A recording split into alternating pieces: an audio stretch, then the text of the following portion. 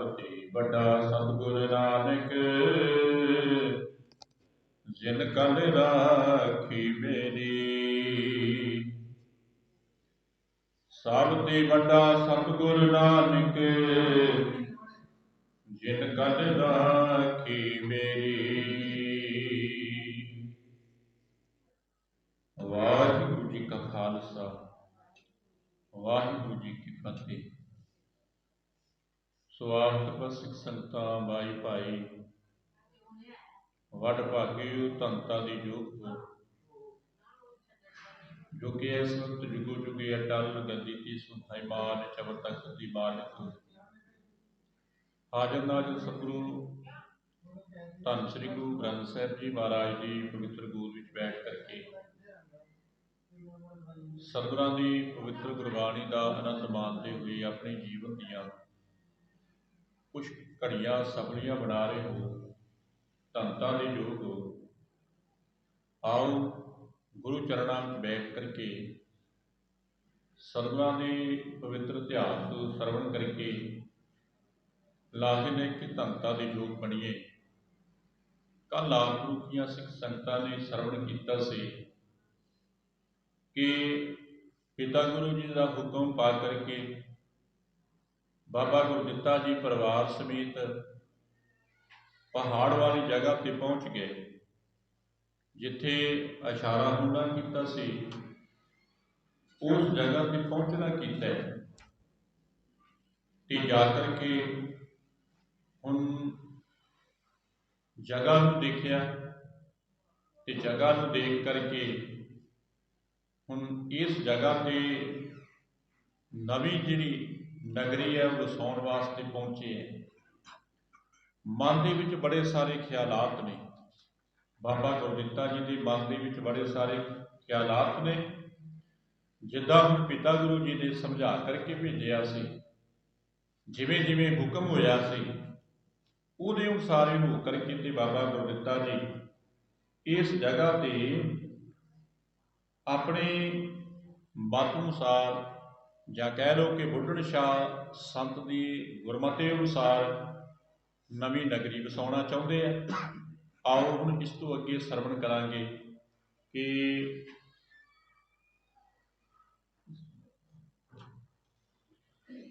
ਬਾਬਾ ਗੁਰਦਿੱਤਾ ਜੀ ਇਸ ਜਗ੍ਹਾ ਤੇ ਪਹੁੰਚ ਕਰਕੇ ਕਿੱਦਾਂ ਬੁੱਢਣ ਸ਼ਾਹ ਸੰਤਾਂ ਮਹਾਂਪੁਰਸ਼ਾਂ ਨੂੰ ਮਿਲਣਾ ਕਰਦੇ ਆ ਤੇ ਉਸ ਤੋਂ ਬਾਅਦ ਨਵੀਂ ਨਗਰੀ ਨੂੰ ਵਸਾਉਣ ਦੀਆਂ ਤਿਆਰੀਆਂ ਆਰੰਭਦੇ ਹੈ। ਆਓ ਇਸ ਤੋਂ ਅੱਗੇ ਸਰਵਣ ਕਰੀਏ। ਸਤਿਨਾਮ ਸ੍ਰੀ ਵਾਹਿਗੁਰੂ ਸਾਹਿਬ ਜੀਓ।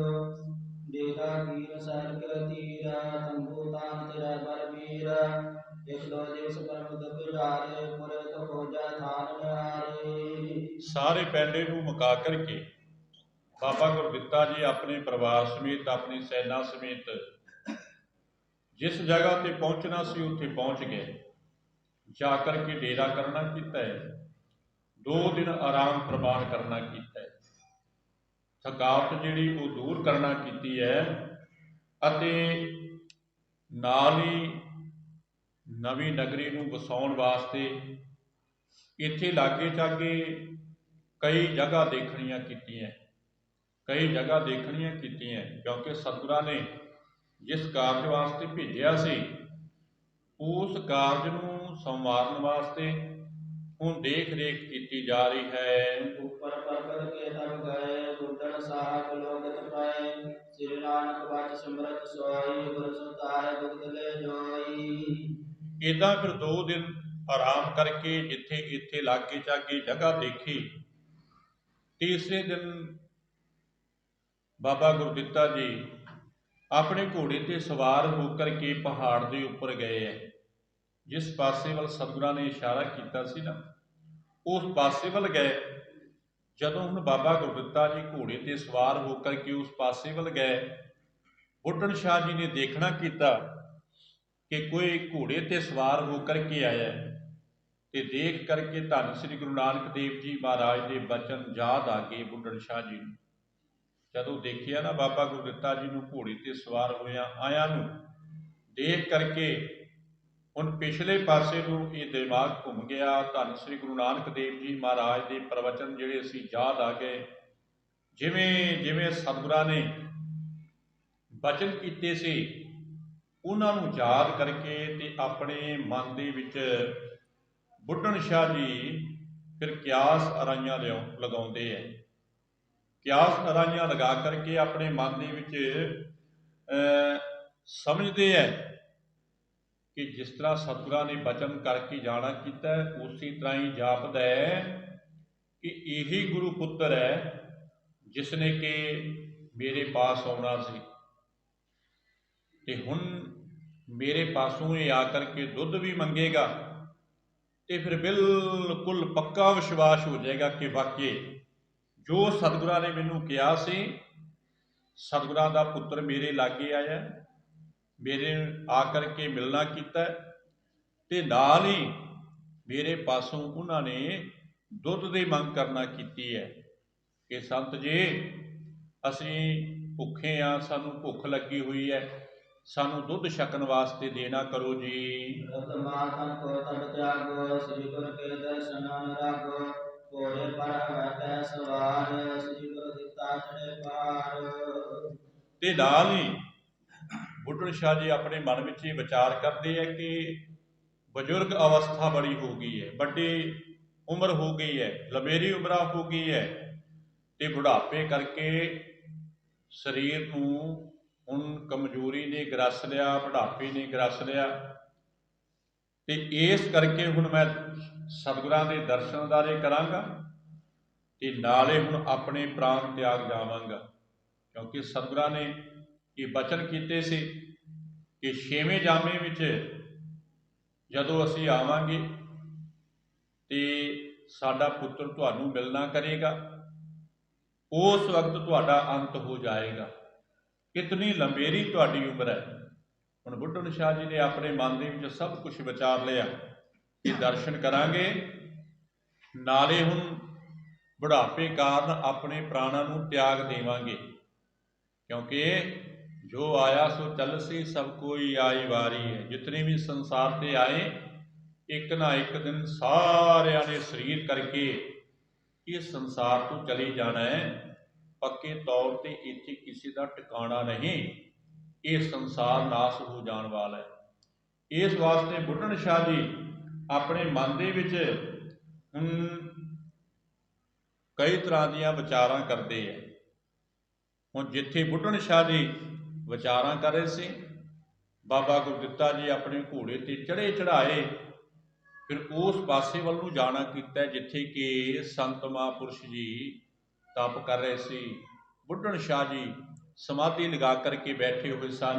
ਪੁਸ਼ਕ ਪਰੇ ਕਾਨ ਕੋਏਰਾ ਰਚ ਰਾਵ ਸੇਰ ਬਡੇਰਾ ਬੁੱਢਣ ਸ਼ਾਹ ਪਰੇ ਤੜ ਬੈਸਾ ਤਨ ਮੂਰਤ ਧਾਰੀ ਹੋਇ ਜੈਸਾ।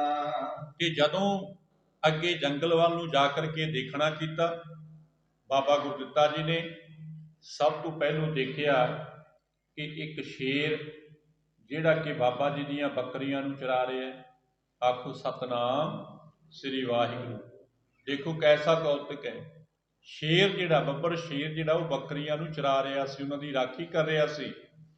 ਬਾਬਾ ਗੁਰਦਿੱਤਾ ਜੀ ਨੇ ਸਾਹਮਣੇ ਤੋਂ ਇਹ ਕੌਤਕ ਜਿਹੜਾ ਪਹਿਲੋਂ ਦੇਖਣਾ ਕੀਤਾ ਹੈ ਤੇ ਸਾਹਮਣੇ ਜਦੋਂ ਨਿਗਾਹ ਮਾਰੀ ਤੇ ਸਾਹਮਣੇ ਬੁੱਢਣ ਸ਼ਾਹ ਜੀ ਸਮਾਧੀ ਵਿੱਚ ਲੀਨਤਾ ਬਣਾ ਕਰਕੇ ਬੈਠੇ ਹੋਏ ਸੀ। ਕਹਿਣ ਦਾ ਭਾਵ ਕਿ ਤਪ ਰੂਪੀ ਮੂਰਤੀ ਧਾਰਨ ਕੀਤੀ ਹੋਈ ਹੈ, ਅਗਾਧ ਬਹੁਤ ਸਮਾਧੀ ਲੱਗੀ ਹੋਈ ਹੈ। ਤੇ ਬਾਬਾ ਗੁਰਦਿੱਤਾ ਜੀ ਵੀ ਵਿਚਾਰਦੇ ਹੈ ਕਿ ਜੋ ਕੁਛ ਸਤਿਗੁਰਾਂ ਨੇ ਪਿਤਾ ਗੁਰੂ ਜੀ ਨੇ ਦੱਸ ਕਰਕੇ ਭੇਜਿਆ ਨਾ, ਵਾਕਈ ਉਸ ਸਹੀ ਟਿਕਾਣੇ ਤੇ ਆ ਗਏ। ਉਹ ਸਾਹਮਣੇ ਬਾਬਾ ਜੀ ਸਮਾਧੀ ਲਗਾ ਕਰਕੇ ਬੈਠੇ ਹੋਏ ਹਨ। ਮਰਨ ਬਿਰਦ ਜਰ ਜਾਈ ਸਰੀਰਾ ਪ੍ਰਭ ਸ੍ਰੀ ਗੁਰੂ ਦਿੱਤਾ ਕੈ ਤੀਰਾ ਉਠੋ ਸੰਤ ਜੀ ਭੈ ਮਹਿ ਦੀਜੈ ਗੁਰ ਸਦਾ ਸੁਚਿਤ ਲਖ ਲੀਜੈ। ਕਿ ਦੇਖਿਆ ਕਿ ਬਹੁਤ ਬਜ਼ੁਰਗ ਸਰੀਰ ਹੋ ਚੁੱਕਾ ਹੈ। ਬਜ਼ੁਰਗ ਹੋਣ ਕਰਕੇ ਸਰੀਰ ਤੇ ਕਮਜ਼ੋਰੀ ਆਈ ਪਈ ਹੈ, ਪਰ ਬੜਾ ਵੱਡਾ ਤਪ ਕੀਤਾ ਹੈ, ਬੜਾ ਵੱਡਾ ਤਪ ਕੀਤਾ ਹੈ। ਇੱਦਾਂ ਦੇਖ ਕੇ ਬਾਬਾ ਗੁਰਦਿੱਤਾ ਜੀ ਨੇ ਫਿਰ ਧੀਰਜ ਦੇ ਨਾਲ ਬਚਨ ਕਰਨਾ ਕੀਤੀ ਹੈ। ਬਾਬਾ ਜੀ ਦੇ ਨਾਲ ਬੜੇ ਧੀਰਜ ਸਹਿਤ ਹੋ ਕਰਕੇ ਬਚਨ ਕੀਤੇ ਤੇ ਕਹਿਣ ਲੱਗੇ, ਬਾਬਾ ਜੀ ਉਠੋ ਤੇ ਉੱਠ ਕਰਕੇ ਸਾਡੇ ਵਾਸਤੇ ਦੁੱਧ ਲਿਆਉਣਾ ਕਰੋ, ਕਿਉਂਕਿ ਅਸੀਂ ਇਸ ਵਕਤ ਭੁੱਖੇ ਆ, ਜਾਂ ਕਹਿ ਲਓ ਸਾਨੂੰ ਭੁੱਖ ਲੱਗੀ ਹੋਈ ਹੈ।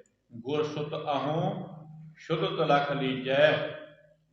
ਇਹ ਬੇਨਤੀ ਕੀਤੀ ਬਾਬਾ ਜੀ ਦੇ ਸਾਹਮਣੇ ਕਿ ਬਾਬਾ ਜੀ ਉਠੋ, ਉੱਠ ਕਰਕੇ ਨਾ ਸਾਡੇ ਵਾਸਤੇ ਦੁੱਧ ਲੈ ਕਰਕੇ ਆਓ, ਕਿਉਂਕਿ ਅਸੀਂ ਬਹੁਤ ਭੁੱਖੇ ਆ, ਸਾਨੂੰ ਬੜੀ ਵੱਡੀ ਭੁੱਖ ਲੱਗੀ ਹੋਈ ਹੈ ਤੇ ਅਸੀਂ ਦੁੱਧ ਛਕ ਕਰਕੇ ਤੇ ਆਪਣੀ ਭੁੱਖ ਨੂੰ ਦੂਰ ਕਰਨਾ ਚਾਹੁੰਦੇ ਹਾਂ।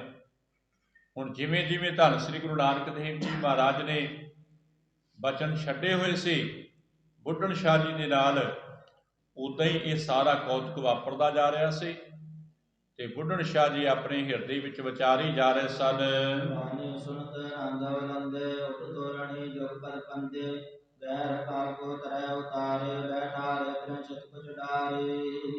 ਕਿ ਜਦੋਂ ਹੁਣ ਇਹ ਬਚਨ ਸੁਨੇ ਨਾ ਬਾਬਾ ਗੁਰਦਿੱਤਾ ਜੀ ਦੇ ਬੁਖਾਰ ਬਿੰਦ ਤੋਂ, ਤੇ ਬਾਬਾ ਬੁੱਢਣ ਸ਼ਾਹ ਜੀ ਗਦ ਹੋ ਗਏ, ਬੜੇ ਪ੍ਰਸੰਨ ਹੋ ਗਏ, ਫੂਲੇ ਨਹੀਂ ਸਮਾਉਂਦੇ। ਸਮਝ ਗਏ ਕਿ ਵਾਕਈ ਸਤਿਗੁਰਾਂ ਨੇ ਜਿਹੜੇ ਬਚਨ ਛੱਡੇ ਸੀ ਮੇਰੇ ਨਾਲ, ਉਹ ਸਮਾਂ ਹੁਣ ਆ ਗਿਆ। ਤੇ ਬੁੱਢਣ ਸ਼ਾਹ ਜੀ ਉੱਠੇ ਹੈ ਤੇ ਉੱਠ ਕਰਕੇ ਰਕਾਬਾਂ ਤੇ ਪੈਰ ਰੱਖ ਕੇ ਨਾ ਘੋੜੇ ਦੀਆਂ ਤੇ ਬਾਬਾ ਗੁਰਦਿੱਤਾ ਜੀ ਨੂੰ ਉਤਾਰਨਾ ਕੀਤਾ ਥੱਲੇ। ਸਵਾਗਤ ਵਜੋਂ ਨਾ ਰਕਾਬਾਂ ਤੇ ਆਪਣੇ ਹਸਤ ਕਮਲ ਰੱਖ ਕੇ ਥੱਲੇ ਉਤਰਨ ਵਾਸਤੇ ਬੇਨਤੀ ਕਰਨਾ ਕੀਤੀ ਹੈ। ਤੇ ਬੇਨਤੀ ਕਰਕੇ ਬਾਬਾ ਗੁਰਦਿੱਤਾ ਜੀ ਨੂੰ ਥੱਲੇ ਉਤਾਰਨਾ ਕੀਤਾ ਹੈ। ਤੇ ਥੱਲੇ ਉਤਾਰ ਕਰਕੇ ਹੁਣ ਪਾਸ ਤੇ ਇੱਥੇ ਕੁਛ ਹੈ ਨਹੀਂ, ਕਵੀ ਜਨ ਨੇ ਇਹ ਲਿਖ ਦਿੱਤਾ ਹੈ, ਬੈਠਾਰੇ ਤਨ ਛਿਤ ਕੁਛ ਡਾਰੇ, ਕਿ ਘਾਹ ਫੂਸ ਥੋੜਾ ਜਿਹਾ ਇਕੱਠਾ ਕਰਕੇ ਨਾ ਤੇ ਉਹ ਧਰਤੀ ਤੇ ਵਿਛਾਣਾ ਕੀਤਾ ਹੈ। ਬੁੱਢਣ ਸ਼ਾਹ ਜੀ ਨੇ ਘਾਹ ਫੂਸ ਇਕੱਠਾ ਕਰਕੇ ਤੇ ਧਰਤੀ ਤੇ ਵਿਛਾ ਦਿੱਤਾ ਕਿ ਬਾਬਾ ਜੀ ਵਾਸਤੇ ਇਹ ਆਸਨ ਬਣਾ ਦਿੱਤਾ। ਘਾਹ ਇਕੱਠਾ ਕਰਕੇ ਉਹਦਾ ਆਸਨ ਬਣਾ ਦਿੱਤਾ ਤੇ ਉਹਦੇ ਉੱਪਰ ਬਾਬਾ ਜੀ ਨੂੰ ਹੁਣ ਬਿਠਾਉਣ ਵਾਸਤੇ ਕਹਿਣਾ ਕੀਤਾ ਹੈ ਕਿ ਬਾਬਾ ਜੀ ਇੱਥੇ ਤੁਸੀਂ ਬੈਠਣਾ ਕਰੋ, ਤੁਸੀਂ ਸਮਾਧੀ ਲਗਾ ਕਰਕੇ ਬੈਠੋ ਤੇ ਅਸੀਂ ਤੁਹਾਡੇ ਵਾਸਤੇ ਦੁੱਧ ਲੈ ਕਰਕੇ ਆਉਣਾ ਕਰਦੇ ਹਾਂ।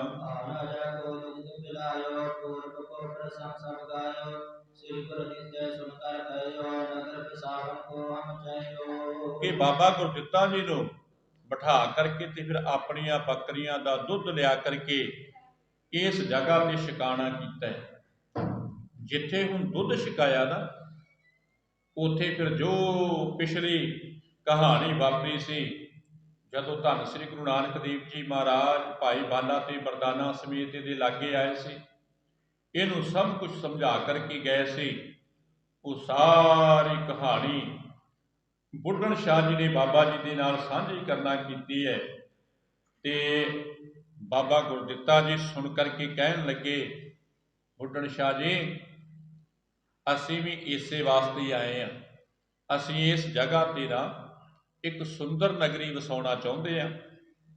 ਜਿਹੜੀ ਕਹਾਣੀ ਤੁਸਾਂ ਨੇ ਦੱਸਣਾ ਕੀਤੀ ਹੈ, ਉਸ ਤੋਂ ਅਗਲੀ ਕਹਾਣੀ ਨੂੰ ਸਾਡੇ ਪਾਸੋਂ ਸੁਣ ਲਵੋ ਕਿ ਅਸੀਂ ਵੀ ਇਸੇ ਵਾਸਤੇ ਹੀ ਆਏ ਹਾਂ। ਇਸ ਜਗ੍ਹਾ ਤੇ ਅਸਾਂ ਨੇ ਸੁੰਦਰ ਨਗਰ ਵਸਾਉਣਾ ਹੈ, ਕਿਉਂਕਿ ਪਿਤਾ ਗੁਰੂ ਜੀ ਵੱਲੋਂ ਸਾਡੀ ਡਿਊਟੀ ਲੱਗਣਾ ਕੀਤੀ ਹੈ।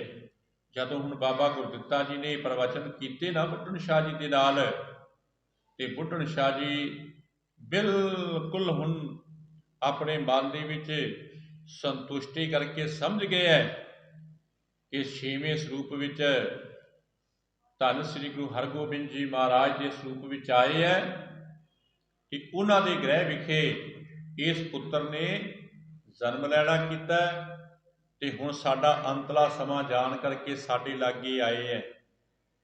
ਬੜੇ ਖੁਸ਼ ਹੋਏ ਬੁੱਢਣ ਸ਼ਾਹ ਜੀ, ਬਹੁਤ ਖੁਸ਼ ਹੋਏ। ਜਿੱਥੇ ਦੁੱਧ ਛਕਾਣਾ ਕੀਤਾ ਤੇ ਉੱਥੇ ਕਈ ਬਚਨ ਜਿਹੜੇ ਸਾਂਝੇ ਕਰਨਾ ਕੀਤੇ, ਆਪਸ ਵਿੱਚ ਇੱਕ ਦੂਸਰੇ ਨੂੰ ਕਹਿ ਸੁਣ ਕੇ ਤੇ ਸੁਣਾਣਾ ਕੀਤੇ ਹਨ।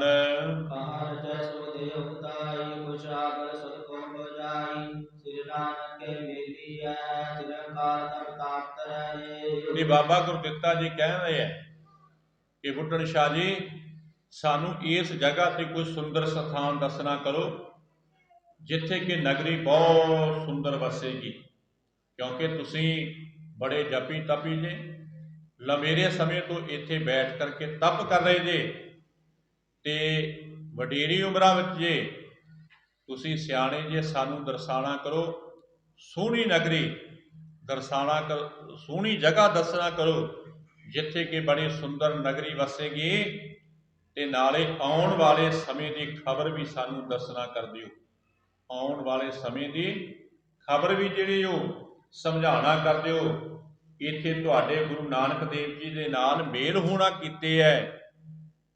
ਬਾਬਾ ਗੁਰਦਿੱਤਾ ਜੀ ਦੱਸ ਰਹੇ ਹੈ, ਕਹਿਣ ਲੱਗੇ ਬੁੱਢਣ ਸ਼ਾਹ ਜੀ, ਇੱਥੇ ਧੰਨ ਸ੍ਰੀ ਗੁਰੂ ਨਾਨਕ ਦੇਵ ਜੀ ਮਹਾਰਾਜ ਦੇ ਨਾਲ ਤੁਹਾਡਾ ਮੇਲ ਮਿਲਾਪ ਹੋਇਆ ਹੈ, ਤੁਹਾਡੇ ਨਾਲ ਉਹਨਾਂ ਨੇ ਪ੍ਰਵਚਨ ਛੱਡਣਾ ਕੀਤੇ ਹੈ, ਕਿ ਤੁਸੀਂ ਬੜੇ ਲੰਬੇਰੇ ਸਮੇਂ ਤੋਂ ਇੱਥੇ ਬੈਠ ਕਰਕੇ ਤਪ ਕਰ ਰਹੇ ਹੋ, ਤੁਸੀਂ ਬੜੇ ਤਪੀ ਜੇ, ਬੜੀ ਵੱਡੀ ਬੰਦਗੀ ਕਰਨਾ ਕੀਤੀ ਹੋਈ ਹੈ, ਤੇ ਉਮਰਾ ਕਰਕੇ ਵੀ ਬਹੁਤ ਵਡੇਰੇ ਜੇ, ਤੇ ਵਡੇਰਿਆਂ ਦੀ ਜਿਹੜੀ ਸਲਾਹ ਉਹ ਲੈ ਲੈਣੀ ਜ਼ਰੂਰੀ ਹੈ।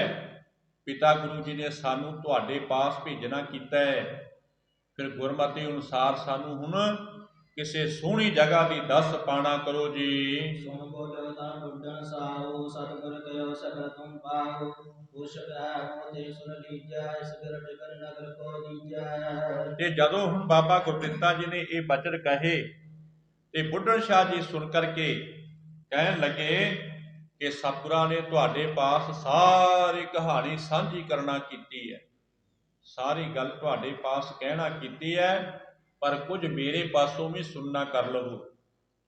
ਹੁਣ ਇਤਨੀ ਬੰਦਗੀ ਕੀਤੀ ਹੋਈ ਸੀ ਬੁੱਢਣ ਸ਼ਾਹ ਜੀ, ਜਿਨ੍ਹਾਂ ਨੇ ਕਿ ਬੜਾ ਵੱਡਾ ਤਪ ਕੀਤਾ ਹੋਇਆ ਸੀ, ਜੋ ਜੋ ਧੰਨ ਸ੍ਰੀ ਗੁਰੂ ਹਰਗੋਬਿੰਦ ਜੀ ਮਹਾਰਾਜ ਨੇ ਕਹਿ ਕਰਕੇ ਭੇਜਿਆ ਸੀ ਆਪਣੇ ਸਾਹਿਬਜ਼ਾਦੇ ਨੂੰ, ਉਹ ਜਾਣ ਗਏ।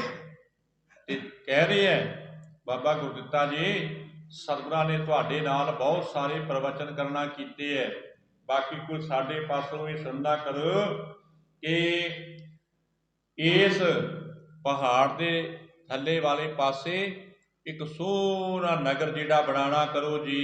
ਨਿਵਾਸ ਤੁਮਾਰੋ ਹੋਏ, ਸਿਰ ਗੁਰ ਸੰਗਾਇ ਸਭ ਕੋਇ, ਕਰ ਸੰਗਰਾਮ ਪਹੁੰਚਾਏ, ਆਵੇ ਦੁਰਗ ਸੰਘਾਰਨ ਮਹਾ। ਅਤੇ ਨਗਰ ਦਾ ਤੁਸੀਂ ਤਿਆਰੀ ਕਰਵਾ ਕੇ ਨਗਰ ਨੂੰ ਵਸਾ ਕਰਕੇ ਤੇ ਉਹਦੇ ਵਿੱਚ ਨਿਵਾਸ ਰੱਖਣਾ ਹੈ, ਤੇ ਤੁਸੀਂ ਇੱਥੇ ਨਿਵਾਸ ਰੱਖੋਗੇ ਤੇ ਧੰਨ ਸ੍ਰੀ ਗੁਰੂ ਹਰਗੋਬਿੰਦ ਜੀ ਮਹਾਰਾਜ ਫਿਰ ਇਸ ਨਗਰੀ ਦੇ ਵਿੱਚ ਤੁਹਾਡੇ ਪਾਸ ਆਉਣਗੇ, ਕਿਉਂਕਿ ਉਹਨਾਂ ਨੇ ਬਹੁਤ ਵੱਡਾ ਜੰਗ ਕਰਨਾ, ਜੰਗ ਤੇ ਤੁਰਕਾਂ ਦਾ ਵਿਨਾਸ਼ ਕਰਕੇ, ਤੁਰਕਾਂ ਨੂੰ ਖਤਮ ਕਰਕੇ, ਤੇ ਫਿਰ ਉਹਨਾਂ ਨੇ ਤੁਹਾਡੇ ਪਾਸ ਆਉਣਾ, ਇੱਥੇ ਆ ਕਰਕੇ ਤੁਹਾਡੇ ਪਾਸ ਡੇਰਾ ਕਰਨਾ ਹੈ। ਕਾਰਗੁਰ ਪਰਲੋਕ ਬਦਾਰੈ, ਤੁਮਰੋ ਸਤਬੋ ਸੋ ਜਸ ਬੇਦਾਰੈ, ਪੁਰ ਮੈਂ ਬਸੈਂਗੇ ਚਿਰਕਾਲ, ਸਿੱਖੀ ਕੋ ਬਿਸਤਰੈ ਵਿਸਾਲ। ਇਹ ਸਰੀਰ ਛੱਡ ਕੇ ਸਤਿਗੁਰੂ ਜੀ ਮਹਾਰਾਜ ਪਰਲੋਕ ਗਮਨ ਕਰ ਜਾਣਗੇ।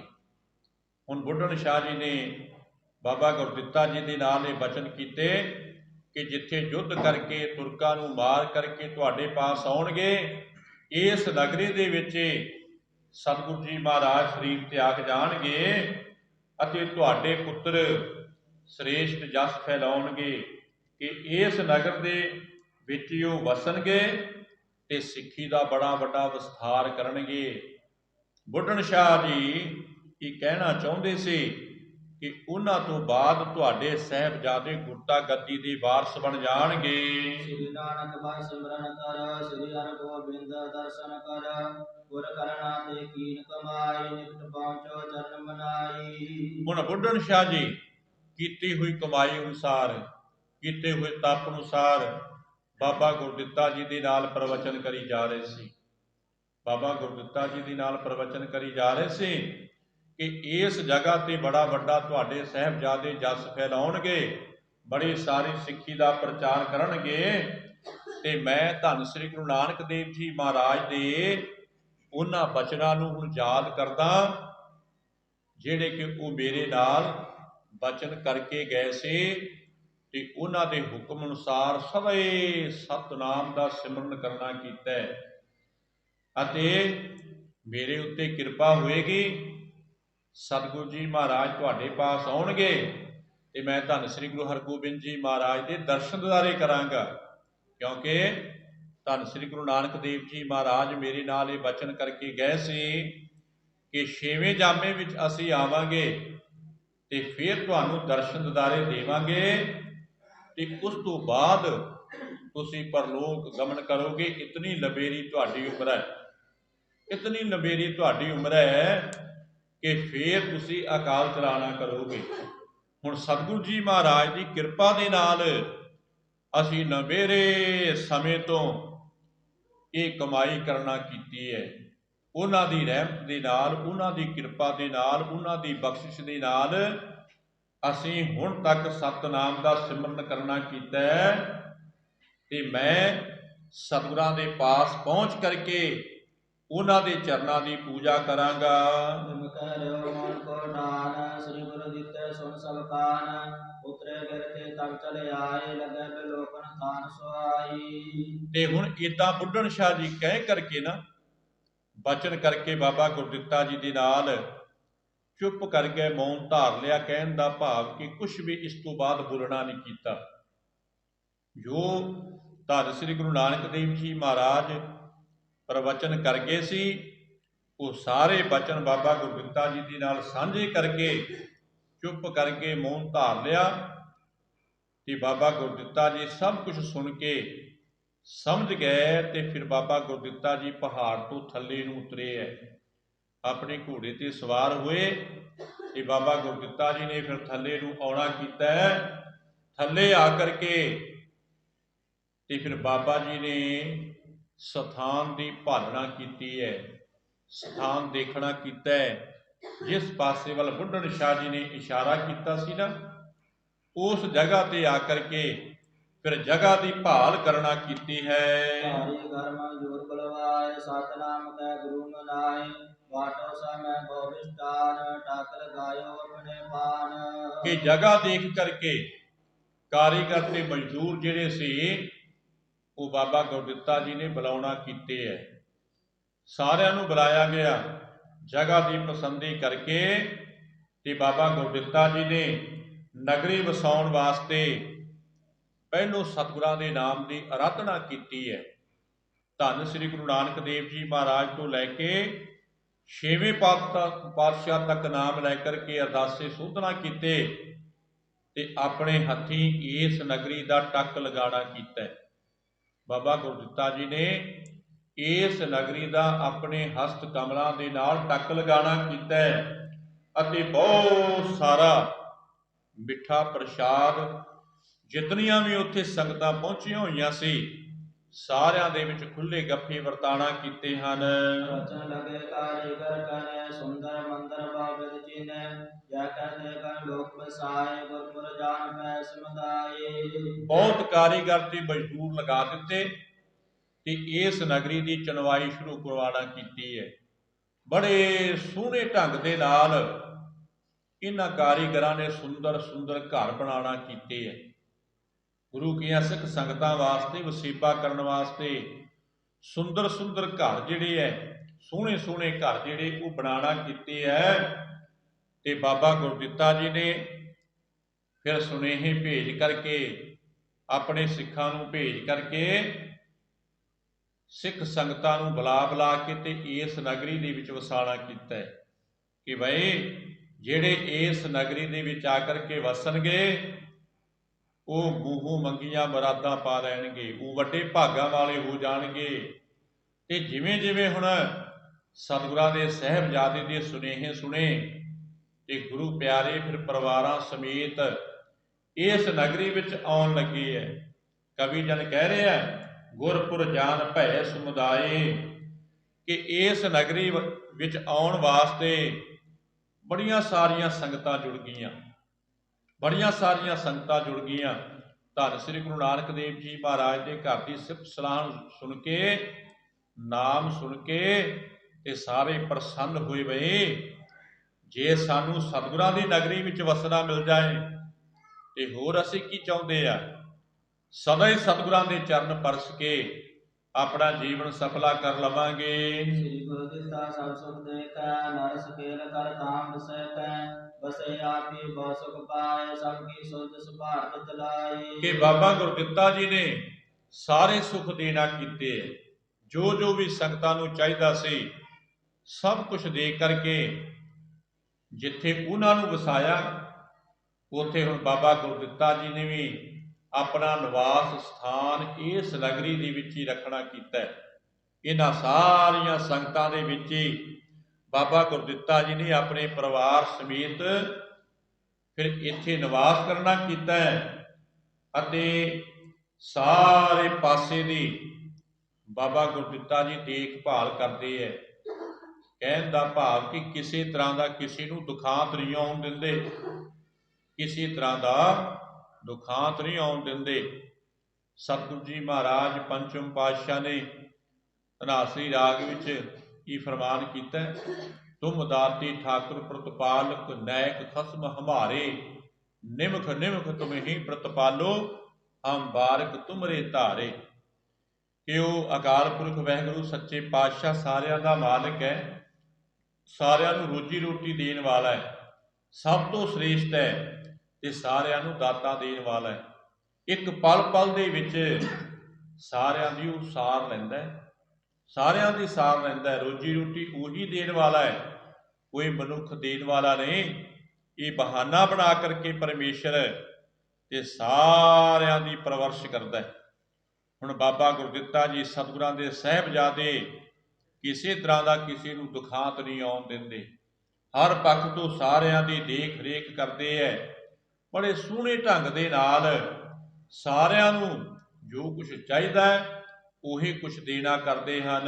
ਧਰੇ ਗਰਭਨਤੀ ਬੜ ਭਾਗਨ, ਬਸੈ ਸਦਾ ਪਦ ਕੀ ਅਨਰਾਗਨ, ਪਾਠ ਸਾਸ ਮੁਖ ਮੈਂ ਪਲ ਸੂਤ, ਬਦਲ ਚੰਦ ਸਭ ਗਰਭ ਸਪੂਤ। ਕਿ ਸਮੇਂ ਅਨੁਸਾਰ ਬਾਬਾ ਗੁਰਦਿੱਤਾ ਜੀ ਦੀ ਧਰਮ ਸਪਤਨੀ ਨੇ ਗਰਭ ਧਾਰਨ ਕੀਤਾ ਹੈ ਤੇ ਬਾਬਾ ਗੁਰਦਿੱਤਾ ਜੀ ਜਾਣਦੇ ਹੈ ਕਿ ਆਉਣ ਵਾਲੇ ਸਮੇਂ ਵਿੱਚ ਜਿਨ੍ਹਾਂ ਨੇ ਗੁਰਤਾ ਗੱਦੀ ਦੇ ਵਾਰਸ ਬਣਨਾ ਹੈ ਉਹ ਸਾਡੇ ਗ੍ਰਹਿ ਵਿਖੇ ਅਵਤਾਰ ਧਾਰਨ ਵਾਲੇ ਹੈ।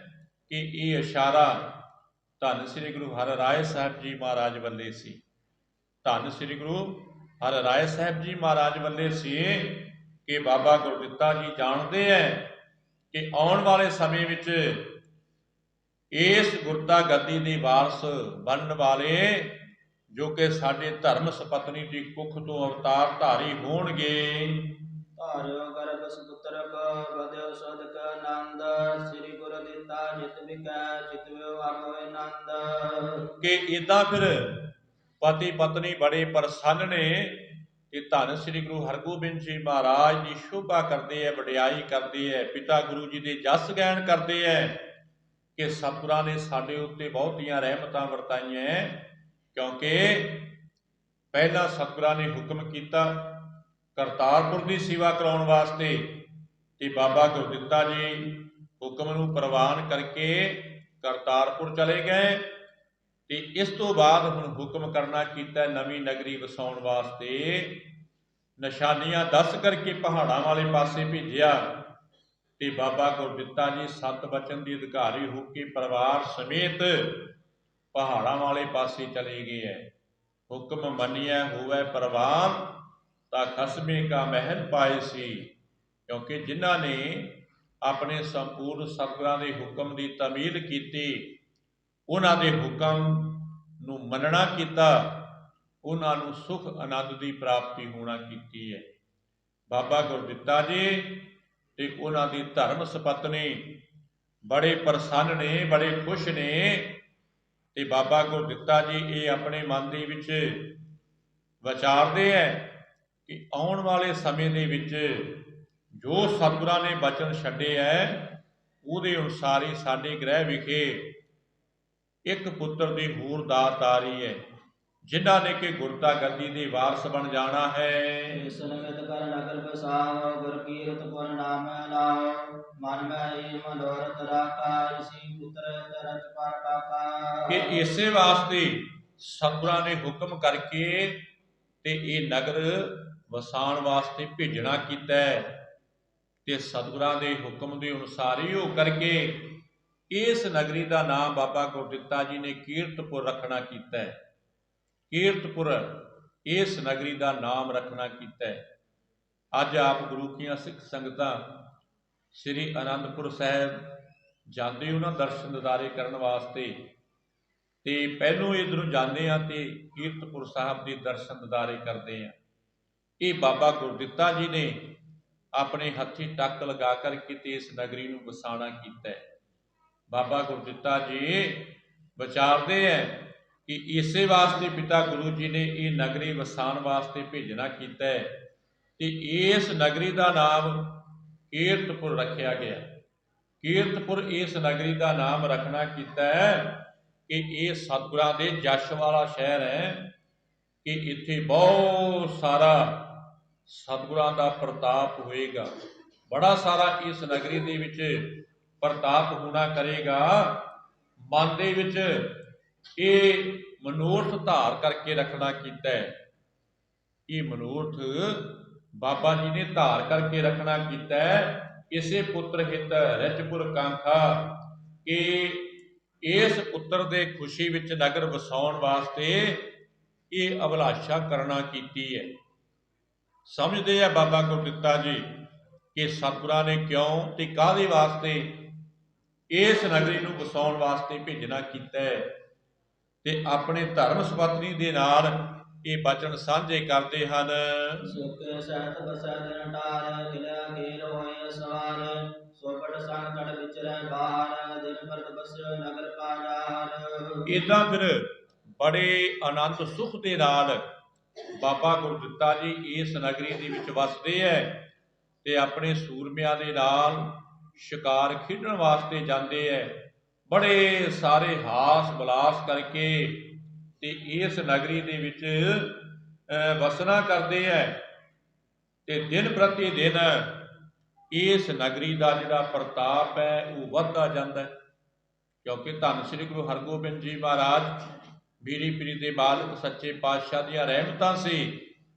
ਫਿਰ ਦਿਨ ਪ੍ਰਤੀ ਦਿਨ ਕੀਰਤਪੁਰ ਨਗਰੀ ਦਾ ਜਸ ਜਿਹੜਾ ਸੀ, ਪ੍ਰਤਾਪ ਜਿਹੜਾ ਸੀ, ਉਹ ਵੱਧਦਾ ਜਾ ਰਿਹਾ ਸੀ।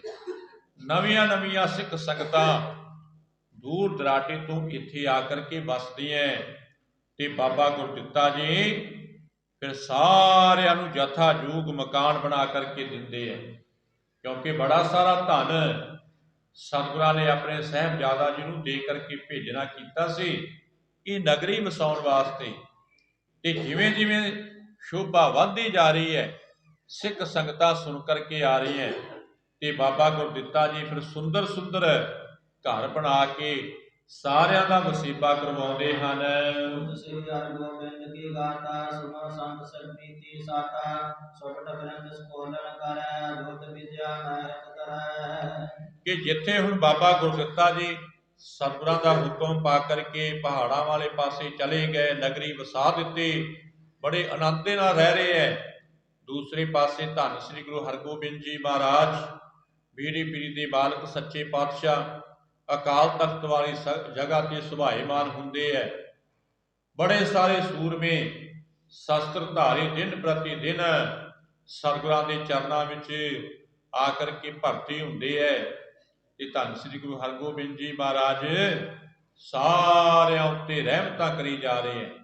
ਕਿ ਜਦੋਂ ਸਤਿਗੁਰੂ ਜੀ ਘੋੜੇ ਤੇ ਸਵਾਰ ਹੋ ਕੇ ਸ਼ਸਤਰ ਬਸਤਰ ਪਹਿਨ ਕਰਕੇ ਚੱਲਦੇ ਹੈ, ਇਹ ਨੌਜਵਾਨ ਗੱਭਰੂ ਮੁੰਡੇ ਸ਼ਸਤਰ ਬਸਤਰ ਪਹਿਨ ਕਰਕੇ ਘੋੜਿਆਂ ਤੇ ਸਵਾਰ ਹੋ ਕੇ ਪਿੱਛੇ ਚੱਲਦੇ ਹੈ, ਤੇ ਸਤਿਗੁਰਾਂ ਦੀ ਬੜੀ ਵੱਡੀ ਸ਼ਾਨੋ ਸ਼ੌਕਤ ਵਧਾਉਂਦੇ ਹੈ। ਗੁਰੂ ਕੀਆਂ ਸਿੱਖ ਸੰਗਤਾਂ ਫਿਰ ਜਿਸ ਰਸਤੇ ਤੇ ਸਤਿਗੁਰੂ ਜੀ ਜਾਂਦੇ ਹੈ ਨਾ, ਅੱਗੋਂ ਦੀ ਹੋ ਕਰਕੇ ਲੰਮੇ ਪੈ ਕਰਕੇ ਤੇ ਨੜੌਤਾ ਕਰਦੇ ਹਨ।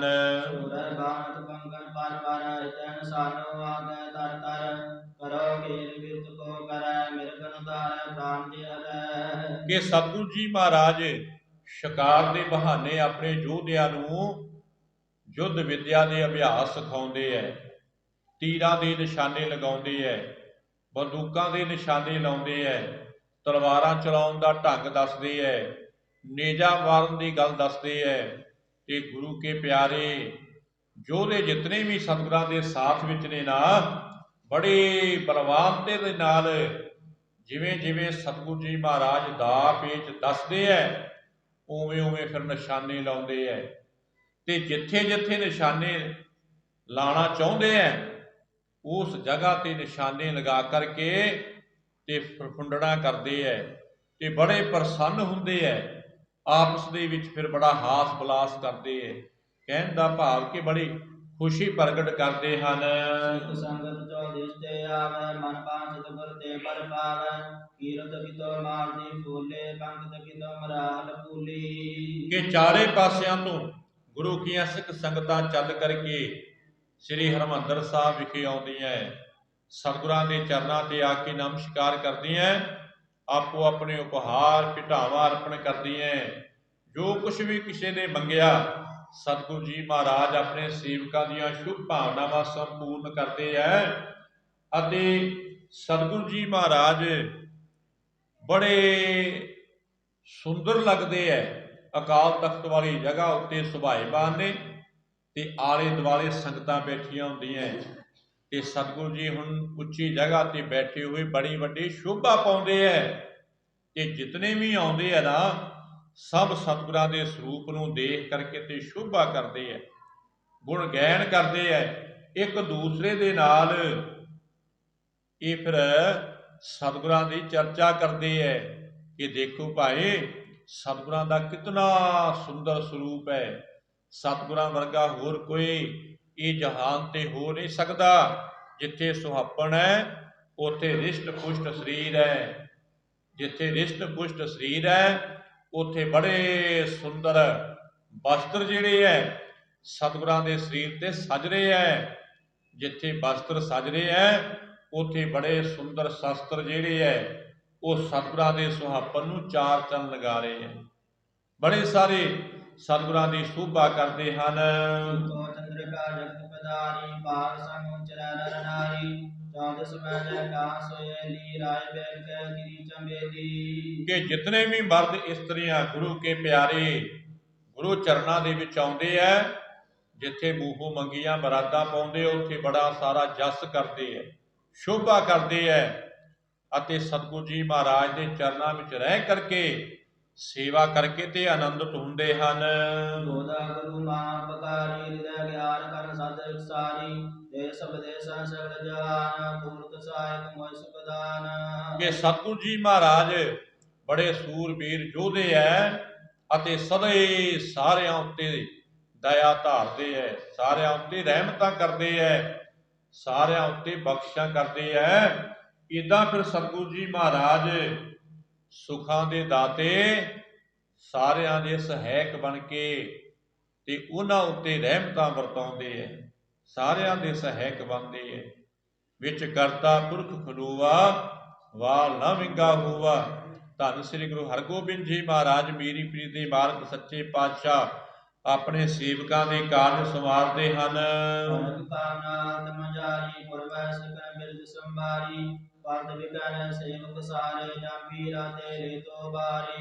ਹੁਣ ਗੁਰੂ ਕੇ ਪਿਆਰੇ ਸਤਿਗੁਰੂ ਜੀ ਮਹਾਰਾਜ ਦੇ ਚਰਨਾਂ ਵਿੱਚ ਪਹੁੰਚਦੇ ਹੈ, ਅਨੇਕਾਂ ਕਾਮਨਾਵਾਂ ਲੈ ਕਰਕੇ ਆਉਂਦੇ ਹੈ ਕਿ ਸਤਿਗੁਰੂ ਜੀ ਮਹਾਰਾਜ ਆਪਣੇ ਧਰਮ ਦੀ ਸੰਭਾਲ ਕਰਦਿਆਂ ਹੋਇਆਂ ਸਾਰਿਆਂ ਦੀਆਂ ਕਾਮਨਾਵਾਂ ਸੰਪੂਰਨ ਕਰਦੇ ਹੈ। ਸਤਿਗੁਰੂ ਜੀ ਆਪਣੇ ਸੇਵਕਾਂ ਦੇ ਲੋਕ ਤੇ ਪਰਲੋਕ ਦੇ ਸਹਾਇਕ ਬਣਦੇ ਹੈ। ਜਿਨ੍ਹਾਂ ਨੇ ਸਤਿਗੁਰੂ ਜੀ ਮਹਾਰਾਜ ਦੇ ਚਰਨ ਬਰਸਨੇ ਸੇਵਾ ਕੀਤੀ, ਉਹਨਾਂ ਦੇ ਲਾਗੇ ਜਮ ਨਹੀਂ ਆ ਸਕਣਗੇ, ਉਹਨਾਂ ਦੇ ਲਾਗੇ ਜਮ ਨਹੀਂ ਆ ਸਕਣਗੇ। ਜਮ ਵੀ ਉਹਨਾਂ ਦੇ ਸੇਵਾਦਾਰ ਬਣ ਕੇ ਨਿਭਣਗੇ। ਗੁਰ ਕੀ ਟਹਿਤ ਗੁਰੂ ਕੀ ਸੇਵਾ, ਗੁਰ ਕੀ ਆਗਿਆ ਭਾਣੀ। ਕਹੋ ਨਾਨਕ ਜਿਨ ਜਮ ਤੇ ਕਾਢੇ, ਤਿਸ ਗੁਰ ਕੈ ਕੁਰਬਾਨੀ।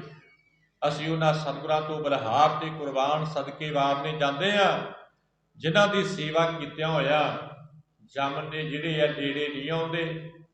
ਜਮ ਵੀ ਫਿਰ ਗੁਰੂ ਕੇ ਸਿੱਖਾਂ ਦੀ ਸਵਾਗਤ ਕਰਦੇ ਹੈ, ਸਹਾਇਤਾ ਕਰਦੇ ਹੈ। ਇਸ ਤਰ੍ਹਾਂ ਫਿਰ ਸਤਿਗੁਰੂ ਜੀ ਆਪਣੇ ਸੇਵਕਾਂ ਦਾ ਲੋਕ ਤੇ ਪਰਲੋਕ ਸੰਵਾਰੀ ਜਾਂਦੇ ਹਨ।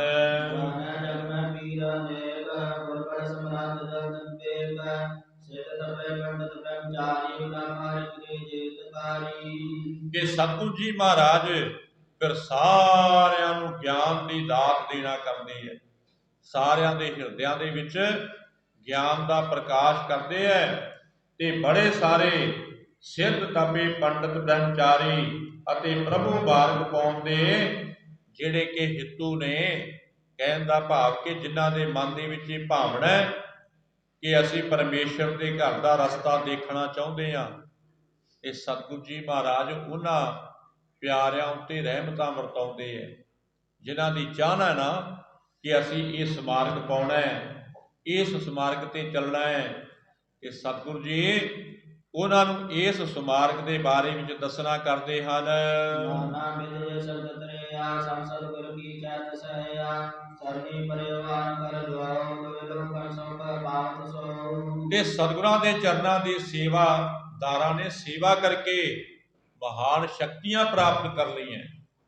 ਹੁਣ ਜਿਹੜੇ ਗੁਰੂ ਕੇ ਪਿਆਰਿਆਂ ਨੇ ਧੰਨ ਸ੍ਰੀ ਗੁਰੂ ਹਰਗੋਬਿੰਦ ਜੀ ਮਹਾਰਾਜ ਦੇ ਚਰਨਾਂ ਦੀ ਸੇਵਾ ਕੀਤੀ ਨਾ, ਉਹਨਾਂ ਦੇ ਪਾਸ ਵੱਡੀਆਂ ਵੱਡੀਆਂ ਸ਼ਕਤੀਆਂ ਆ ਗਈਆਂ, ਕਿਉਂਕਿ ਸਤਿਗੁਰੂ ਜੀ ਮਹਾਰਾਜ ਸਦਾ ਹੀ ਆਪਣੇ ਸੇਵਕਾਂ ਦੇ ਸਹਾਇਕ ਬਣਦੇ ਹੈ, ਆਪਣੇ ਸੇਵਕਾਂ ਦੀ ਸਹਾਇਤਾ ਕਰਦੇ ਹੈ। ਜਿਹੜਾ ਵੀ ਆ ਕੇ ਸ਼ਰਨ ਦੇ ਵਿੱਚ ਪੈਂਦਾ ਹੈ, ਸਤਿਗੁਰੂ ਜੀ ਉਹਨਾਂ ਨੂੰ ਦੋਹਾਂ ਲੋਕਾਂ ਦਾ ਸੁਖ ਬਖਸ਼ ਦਿੰਦੇ ਹੈ। ਲੋਕ ਸੁਖੀਏ ਪਰਲੋਕ ਸਹੇਲੇ, ਨਾਨਕ ਹਰਿ ਪ੍ਰਭ ਆਪੇ ਮੇਲੇ। ਸਤਿਗੁਰੂ ਜੀ ਮਹਾਰਾਜ ਲੋਕ ਤੇ ਪਰਲੋਕ ਦੇ ਸੁਖ ਦੇਈ ਜਾਂਦੇ ਹੈ, ਕਿਰਪਾ ਕਰੇ ਜਾਂਦੇ ਹੈ, ਰਹਿਮਤਾਂ ਵਰਤਾਏ ਜਾਂਦੇ ਹੈ। ਜਿਨ੍ਹਾਂ ਜਿਨ੍ਹਾਂ ਨੇ ਆ ਕੇ ਸੇਵਾ ਕਰ ਲਈ, ਸਤਿਗੁਰਾਂ ਦੇ ਚਰਨ ਪਰਸ ਲਏ, ਉਹ ਮਹਾਨ ਸ਼ਕਤੀਵਾਨ ਬਣ ਗਏ, ਸ਼ਕਤੀਆਂ ਦੇ ਮਾਲਕ ਬਣ ਗਏ। ਤੇ ਸਤਿਗੁਰਾਂ ਨੇ ਇਹ ਸਮਾਰਗ ਤੇ ਪਾ ਕਰਕੇ ਉਹਨਾਂ ਦਾ ਲੋਕ ਤੇ ਪਰਲੋਕ ਸੰਵਾਰਨਾ ਕੀਤਾ ਹੈ।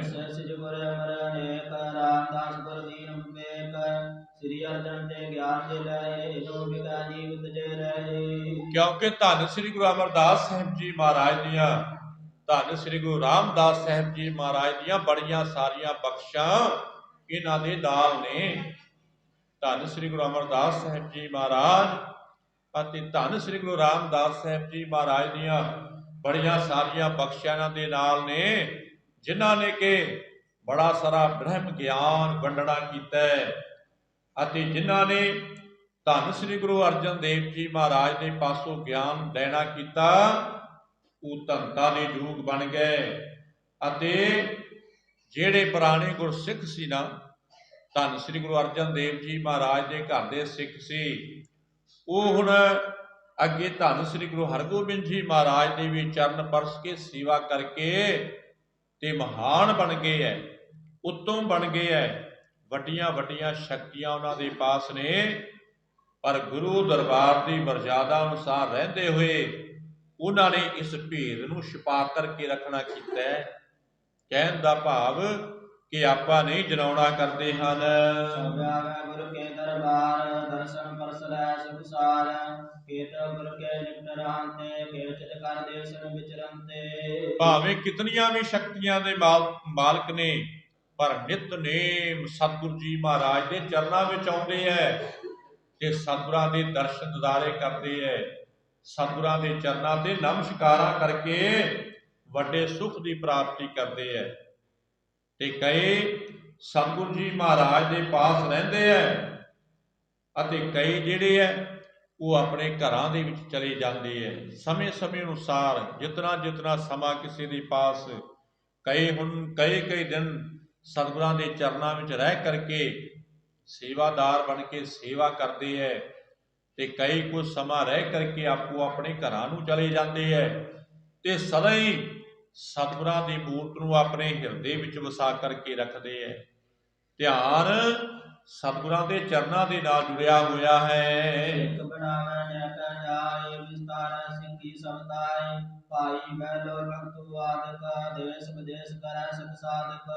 ਜਿੱਥੇ ਕਿੱਥੇ ਵੀ ਜਾਂਦੇ ਹੈ ਉੱਥੇ ਗੁਰਸਿੱਖੀ ਦਾ ਪ੍ਰਚਾਰ ਤੇ ਪ੍ਰਸਾਰ ਕਰਦੇ ਹੈ।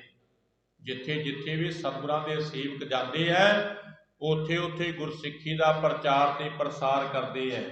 ਇੱਥੇ ਅੱਗੇ ਇਤਿਹਾਸ ਕਰਨੇ, ਕੁਝ ਸਤਿਗੁਰਾਂ ਦੇ ਗੁਰਸਿੱਖਾਂ ਦੇ ਭਗਤਾਂ ਦੇ ਨਾਮ ਦੇ ਨਾਲ ਕੀਤੇ ਹੈ। ਭਾਈ ਬਹਿਲੂ, ਭਾਈ ਭਗਤੂ ਜੀ, ਜਿਹੜੇ ਕਿ ਦੇਸ਼ਾਂ ਵਿਦੇਸ਼ਾਂ ਵਿੱਚ ਜਾ ਕਰਕੇ ਗੁਰਸਿੱਖੀ ਦਾ ਪ੍ਰਚਾਰ ਤੇ ਪ੍ਰਸਾਰ ਕਰਦੇ ਹੈ ਤੇ ਬੜੇ ਸਾਰੇ ਇਹਨਾਂ ਨੇ ਸਿੱਖ ਬਣਾਉਣਾ ਕੀਤੇ ਹੈ। ਗੁਰੂ ਦਰਬਾਰ ਦੇ ਸੇਵਕ ਜਿਹੜੇ ਕਿ ਦੇਸ਼ਾਂ ਵਿਦੇਸ਼ਾਂ ਵਿੱਚ ਜਾਂਦੇ ਹੈ ਤੇ ਫਿਰ ਅੱਗੇ ਦੀ ਅੱਗੇ ਗੁਰਸਿੱਖੀ ਦਾ ਪ੍ਰਚਾਰ ਤੇ ਪ੍ਰਸਾਰ ਕਰਦੇ ਹੈ, ਸਿੱਖੀ ਨੂੰ ਵਧਾਉਂਦੇ ਹੈ ਤੇ ਸਤਿਗੁਰਾਂ ਦੀਆਂ ਇਹਨਾਂ ਉੱਤੇ ਬੜੀਆਂ ਖੁਸ਼ੀਆਂ ਹੁੰਦੀਆਂ। ਧੰਨ ਸ੍ਰੀ ਗੁਰੂ ਹਰਗੋਬਿੰਦ ਜੀ ਮਹਾਰਾਜ ਆਪਣੇ ਪਿਆਰਿਆਂ ਉੱਤੇ ਬਹੁਤ ਹੀ ਪ੍ਰਸੰਨਤਾ ਕਰਦੇ ਹਨ। ਮੁਗਰ ਸਿੱਖਣ ਕੇ ਬੋ ਸਿੱਖਾ ਹੋਏ ਲਖੈ ਸਪੂਤ ਕੁਏਤਾ ਸਾਹਿਬ ਪਾਨਾ ਗੁਰ ਟਕੈ ਸੇਵਤ ਬਾਤ ਸੁਣੇ ਹਰ ਕੈ। ਕਿ ਇਸ ਤਰ੍ਹਾਂ ਸਤਿਗੁਰਾਂ ਦੇ ਅੱਗੇ ਬੜੇ ਸਾਰੇ ਸਿੱਖ ਨੇ, ਉਹਨਾਂ ਦੇ ਚੇਲੇ ਬਣੇ ਹੋਏ ਨੇ ਅਤੇ ਸੇਵਾ ਕਰਕੇ ਸਿਮਰਨ ਕਰਕੇ ਇਹਨਾਂ ਨੇ ਭੂਤ ਤੇ ਭਵਿੱਖ ਦੀ ਜਾਣਨ ਵਾਲੀਆਂ ਸ਼ਕਤੀਆਂ ਪ੍ਰਾਪਤ ਕਰ ਲਈਆਂ। ਕਹਿਣ ਦਾ ਭਾਵ ਕਿ ਭੂਤ ਤੇ ਭਵਿੱਖ ਨੂੰ ਉਹ ਜਾਣਦੇ ਹੈ, ਸਾਰੀਆਂ ਸ਼ਕਤੀਆਂ ਇਹਨਾਂ ਨੇ ਪਾਣੀਆਂ ਕੀਤੀਆਂ। ਤੇ ਬਾਬਾ ਭਾਨਾ ਜੀ ਸਦਾ ਸਤਿਗੁਰਾਂ ਦੇ ਚਰਨਾਂ ਵਿੱਚ ਰਹਿੰਦੇ ਹੈ। ਕੌਣ ਸਨ ਬਾਬਾ ਭਾਨਾ ਜੀ?